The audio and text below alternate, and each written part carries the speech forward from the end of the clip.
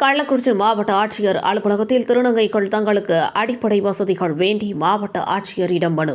கள்ளக்குறிச்சி அருகே உள்ள இந்துளியில் சுமார் 30க்கும் மேற்பட்ட திருநங்கைகளுக்கு அரசால் இடம் வழங்கப்பட்டு வீடுகள் கட்டி குடியிருந்து வருகின்றனர். இந்நிலையில் அவர்களுக்கு அடிப்படை வசதிகளான சாலை, கழிவறை, கால்வாய், குடித்தண்ணீர் உள்ளிட்ட பல்வேறு அடிப்படை வசதிகள் ஏற்படுத்தி தரவில்லை.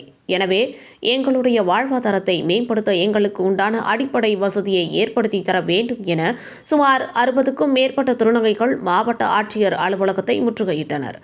அதனைத் தொடர்ந்து காவல்துறையினர் பேச்சுவார்த்தையில் ஈடுபட்டதை தொடர்ந்து கைவிடப்பட்டு 5 திருநங்கைகள் மட்டும் மனு கொடுக்க அனுமதி அளித்தனர். அதனைத் தொடர்ந்து மாவட்ட ஆட்சியர் அலுவலகத்தில் நடைபெற்ற மக்கள் குறை தீர்க்கும் நாள் கூட்டத்தில் மனு அளித்து சென்ற திருநங்கைகள் 60க்கும் மேற்பட்டோர் முற்றுகையிட்டதால் சிறிது நேரம் பரபரப்பு ஏற்பட்டது.